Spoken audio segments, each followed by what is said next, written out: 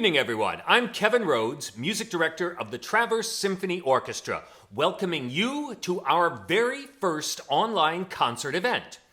We're making this little program available exactly when we would have been playing our final concert of the 2019-2020 season. I want to start off by thanking our wonderful sponsors. The concert sponsor are our good friends at Golden Fowler Home Furnishings, and the guest artist sponsor is Carpet Galleria. We'd also particularly like to thank our season sponsor, Cordia at Grand Traverse Commons, for their unwavering support of the TSO. The support of Cordia's founder, Karen Anderson, and our many good friends and patrons at Cordia has been essential in enabling us to present outstanding concerts in our little slice of northern Michigan heaven. Thank you, Karen, and thank you, Cordia. I'm so sorry we're not playing a live concert for you tonight. We were going to end the season with a high point in our year-long celebration of Beethoven's 250th birthday, a performance of his Symphony Number 5.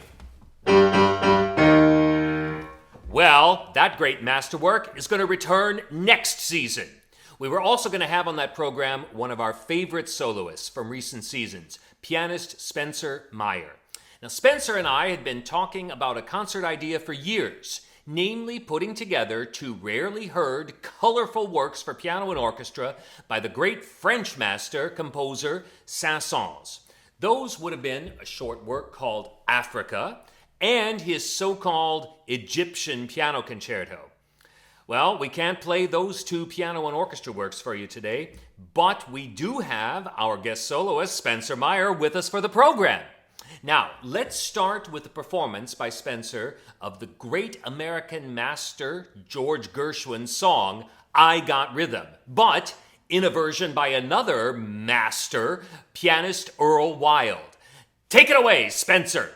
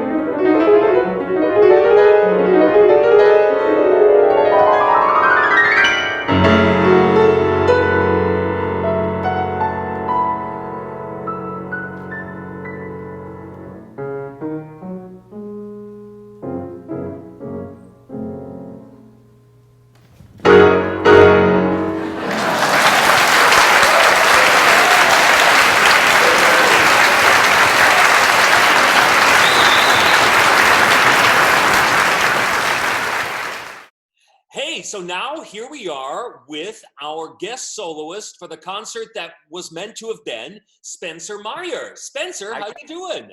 I'm doing great. How are you? Oh, I tell you, this is a crazy time, but I'm well. My family is well, and just doing like everybody else in the lockdown. What's Good, going on with you? Where are you good. talking to us from today? Well, a little bit the same on this end. Right now I'm at my partner's parents' house. We're out here in New Jersey visiting for a few days, Okay. but we have been totally quarantining at the apartment in New York, and I have to Oh, say New I'm York. so Oh, please let me yes, interrupt. Let me interrupt. Let me interrupt. yes, yes, yes, So you live in the one of the epicenters of the in the outbreak episode. there. Uh, Yeah, like I say, sorry to just jump in there, but how not at has all. that been? We have some family that live outside and whatever, and the stories they talk about, it's unusually quiet, Right. which is already strange, right? Yeah, yeah. And then at the beginning it was just like it was quiet, but all you heard were sirens. Is that like your experience? Yes, yes. For the first few weeks, especially when the cases were going up and up and up, we heard a lot of sirens, and we actually live on the last building on the street on the west side, just by the highway entrance. So it's a big transition point for ambulances to be getting on the road. So we heard a lot of sirens, and now strangely, not so many sirens anymore because the cases have gone down. But we're hearing revving engines. Drivers are really brave on the road now that the roads are kind of empty. So we're hearing tons of revving engines. It's crazy. Oh wow! Oh wow! So I hope no one's like got that scene. What is it? Rebel Without a Cause. Right. We don't need any of that going on. Things are bad enough. Well, hearing these stories from you and like I say, our family members who are living there, it really reminds you that the difficulties that those of us who are healthy are having to deal with right now are really very, very small Oh, compared to being rushed to ICU, right? oh, absolutely, absolutely, yeah. And of course, the pain and strife that New York was going through is something I only saw on the news and through pictures. So haven't really experienced it firsthand. But yeah, it's really something to behold. And it is strange to go out grocery shopping and see everybody in masks, and everybody in New York is taking it very seriously by and large. It's quite something. Oh, well, good. Well, Yeah, uh, nice to pay. Yeah, yeah. yeah, So now we were to have played Saint-Saëns together, yes, and but right now we have all just heard you playing Gershwin and sort of yes, Gershwin backslash Wild. right. Why don't you tell for the folks who don't know what the backslash Wild means? Why don't you tell us all about Earl Wild? Yeah, yeah. Well, Earl Wild was such a figure. He's obviously one of our great American pianists of all history, but a really lifelong special relationship to the music of Gershwin. He played Rhapsody in Blue with the Paul Whiteman Band back in the Right. day, which is of course the ensemble it was written for, and and he made these 7 fantastic arrangements he made lots of arrangements of Rachmaninoff songs and lots of repertoire, but these 7 amazing arrangements of some of Gershwin's most beloved songs.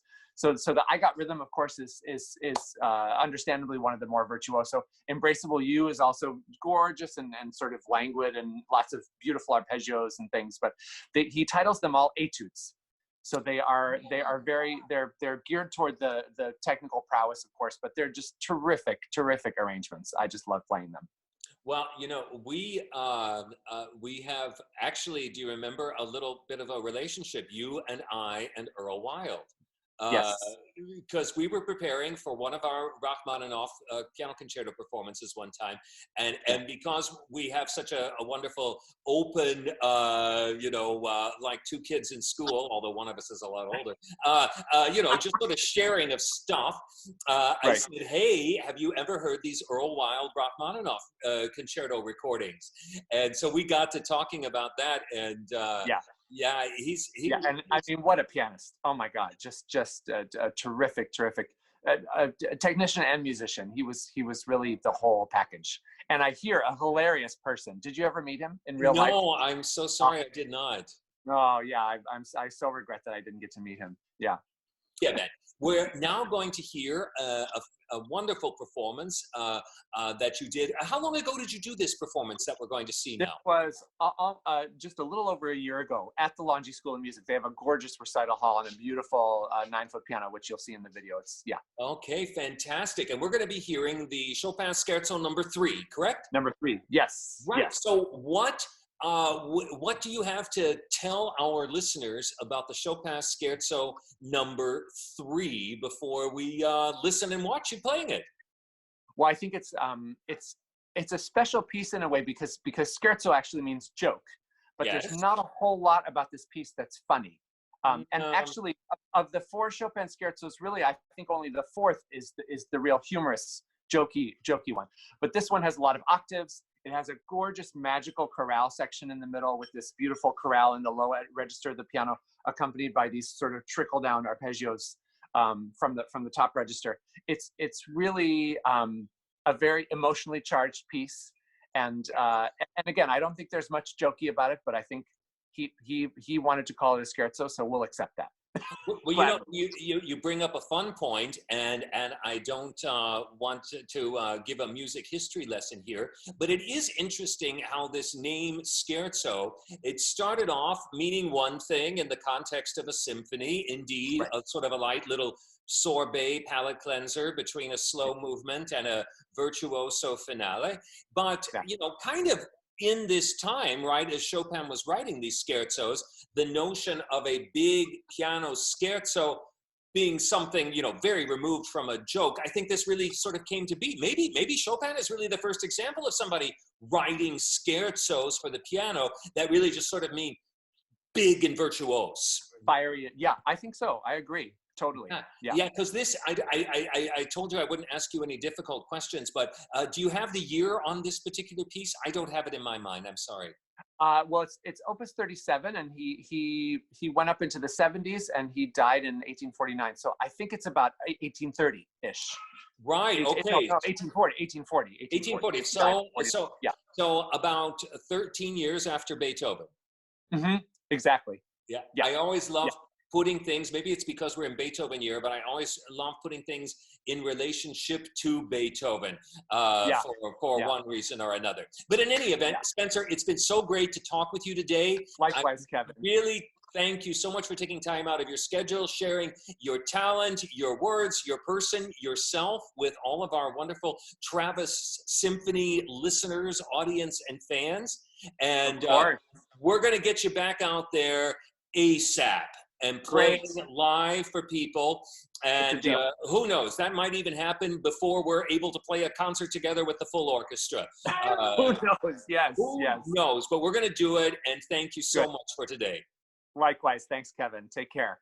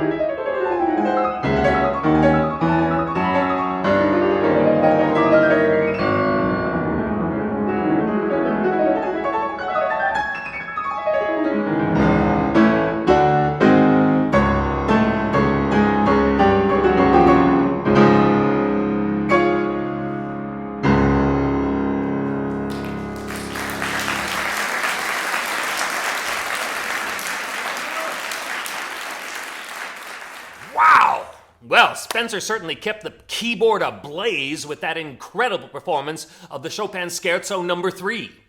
Now, normally in the week of a concert, I would visit the studios of WTCM News Talk 580 and be interviewed by our good friend Ron Jolly.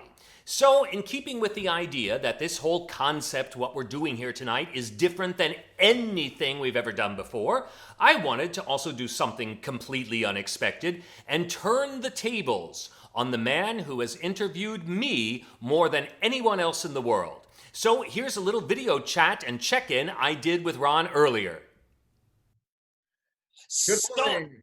Hey there. So here we are with Ron Jolly, the host of the Ron Jolly Show, the TC icon. Ron, how you doing? Oh, good. You're talking to me, Kevin. Great. I'm talking to you.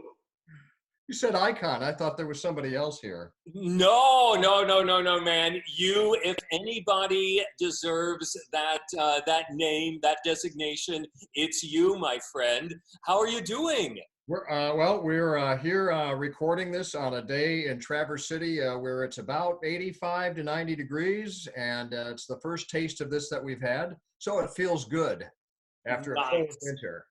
So, I have some questions I just want to ask you. But first, let me just explain what we're doing here. Yeah. So we are doing this show, this program we're putting together, which is going to go out to everybody at the time we would have done our last concert of the season. And so this is just kind of a, hi, we still exist, we still love you, and we're still going to do stuff. But I wanted to do something crazy out of the box, and I thought I would talk to the man. I would interview the man who has interviewed me more than anybody else in the world. Is that right? Yes, we have been interviewing together since I was first there interviewing for my position with the Traverse Symphony Orchestra, and that was in the fall, hang on to it, of 2000. Wow, 20 years. Wow, indeed. Wow, indeed. So, so we're just doing something, like I say, a bit out of the box. And, speaking of stretches of time, like, 20 years and so forth and so on, I want to give our patrons a little chance to know some stuff about you. So now, you've been in the business for how long? It's been a while, right? I'm going to say almost the business, I'll say 38 to 39 years. Wow. A little while. Wow. I've known you half that time. Yeah, absolutely. And, and it doesn't look a day over 35 years. Exactly. So now I was reading that you got your start in Monroe, Michigan on air. Is that correct? Yeah, actually I started with, I volunteered for Detroit Public Radio, WDET, and then my first paying gig was Monroe, Michigan, yes. Right on the border of Ohio. And so, okay, fine, down there. And so what initially brought you up to Traverse City? Well, I'll tell you the truth, even though my wife is in the other room. At the time I had a girlfriend and we were trying to start our radio careers in the same city. And she had moved north to Traverse. I had always wanted to live in a resort town like this. So it worked out great. And of course I never left, maybe for small stretches, but yeah. Well, that is absolutely right. I mean, I think Traverse City gets a lot of people who kind of come by because it's really so incredibly beautiful and wonderful and then end up staying. So now, speaking of staying, how has it been for you during the lockdown when you've, I guess, had to stay at home? Have you gone into the studio to do the show? Tell us what's going on in your life. I am essential. So as part of the news media, I was able to go to work every day. Mm-hmm. We didn't have any guests in the studio like you've been there. We've done Zoom, or we've done telephone calls, or we've taken a lot of calls from listeners. And my life has not been disrupted too much because I'm kind of an introvert anyway. I like to hang around the house, right, with my wife when I'm not at work. So I can't complain. I haven't lost my job or anything like that. Well, so. I understand what you mean. When you live a portion of your life in public, as we both do. You know, it is kind of when you've punched the time clock for the day, it really do kind of feel a need to be sort of private in a way. Isn't that right? Yes, it does. Yeah, I've always been like that. So people say, "What are you doing on the radio?" I don't know. It's some escape. Who knows? Right. So now you have been there in Traverse City for a very long time, and I'm going to ask you a few of the questions that when people ask me my version of it, I always have a difficult time answering. Oh, great. So if you could you say who the most famous person is or was that you have interviewed? Is that possible to put a name or two with? There's a guy from New York City, Donald Trump. Wow. Oh my goodness. So I've heard of him. We interviewed Trump, I think the 2012 presidential campaign, I think Romney was running and Trump was campaigning for Romney. Okay. So we talked to him, George H.W. Bush, George II, we spoke to him. Wow. You know, there's been a lot over the time that I can't remember. I think actors or actresses from that realm, Rita Moreno, Richard Dreyfuss. Oh, wow. Sports, sports. Al Kaline, Bill Freehand, my Tiger heroes, probably others. There's been too many, Kevin. Wow, what an incredible thing to have presidents, world leaders, and world well-known people in your resume of life experiences.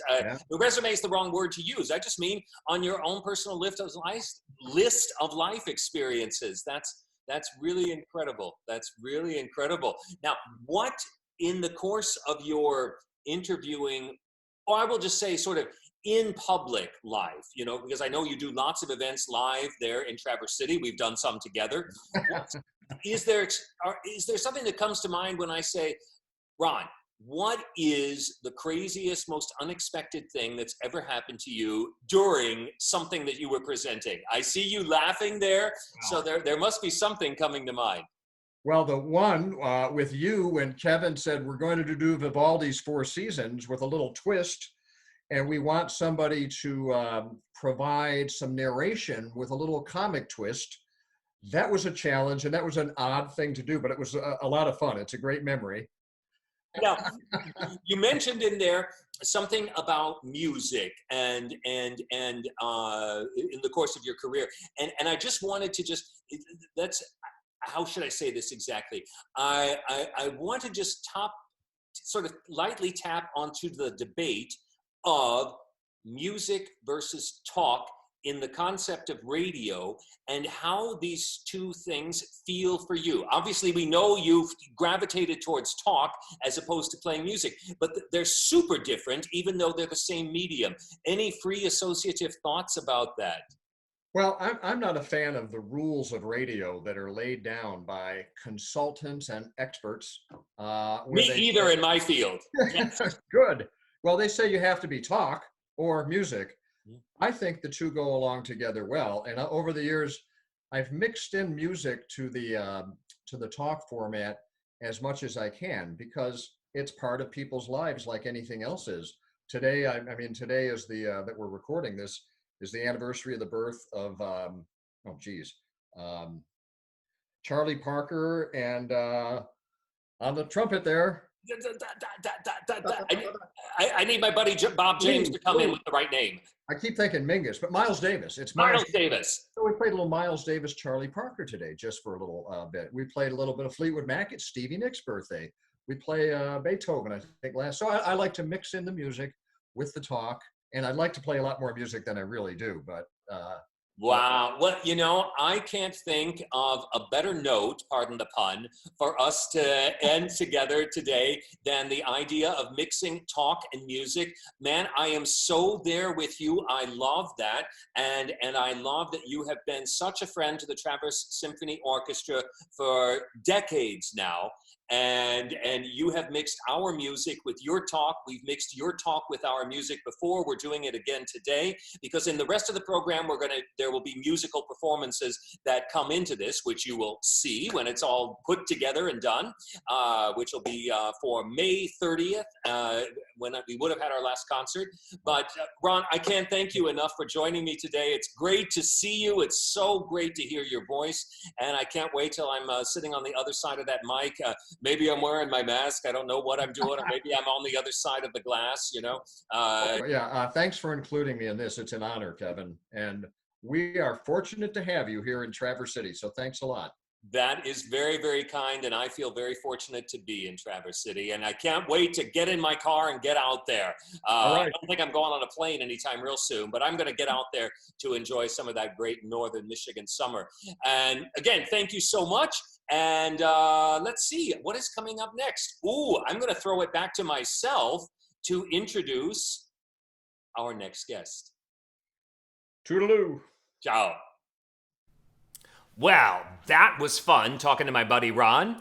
I was thinking that in addition to checking in with our soloist Spencer Myer and talking with Ron, that we should also do a check-in with some of our musicians in the Traverse Symphony. So I chatted earlier with two of our favorite long-standing musicians, that great husband and wife team, or wife and husband team, Jeanmarie and Tom Riccobono.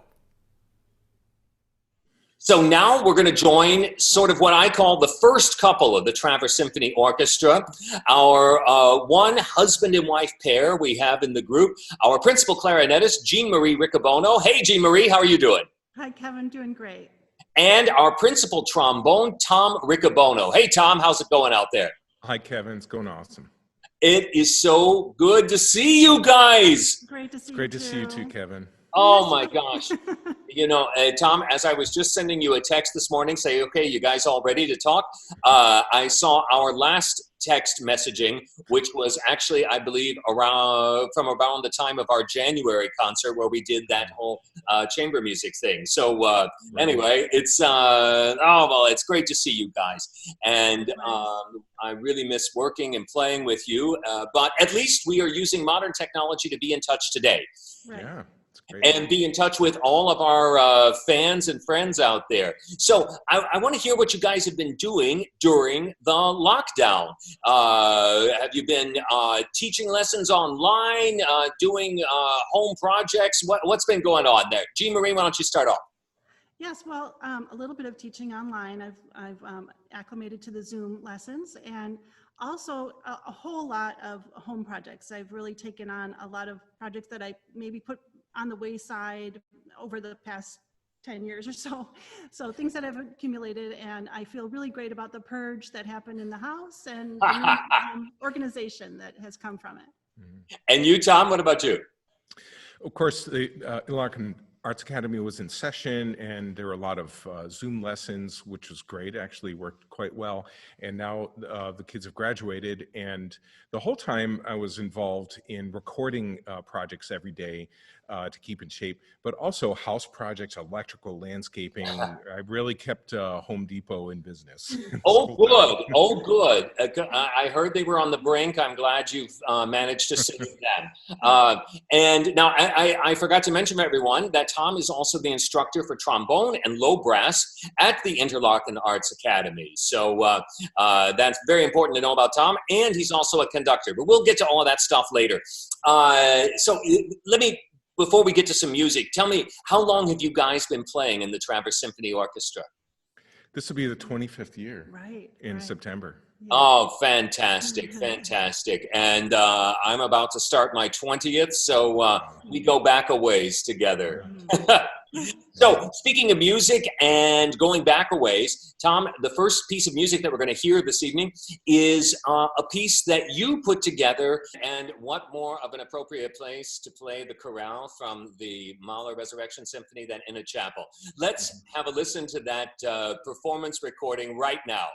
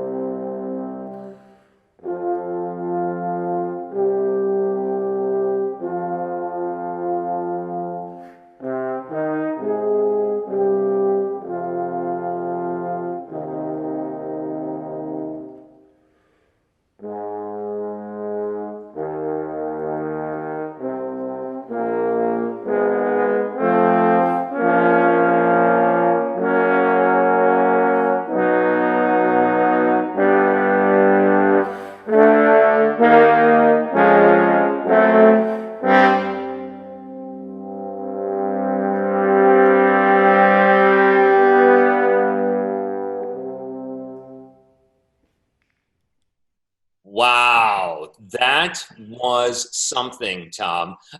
You playing all of those parts from the top to the bottom, and this time you really couldn't complain about the second or third or fourth or fifth trombone, could you? No, I could, but I could only complain to myself. Exactly. It's like talking to yourself in the mirror. Now, you did something, you made another recording that's really very, very special, and it's a piece that just came into existence right now by a composer during the pandemic, specifically for situations like this. It's called The Song for Health. Why don't you tell us about that?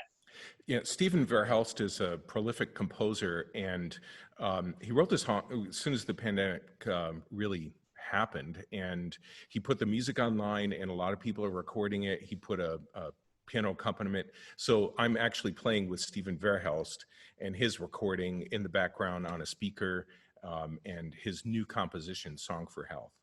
Oh, great. And that's really an incredible thing that he did. And we should also say for everyone out there, he gave permission for people to use this in this way, right? Yes, it's in the public domain. Anybody could use this and play along. Well, it's a really beautiful, beautiful piece. And as everything you do, it's just magnificent. So let's let everyone at home have a listen and a watch.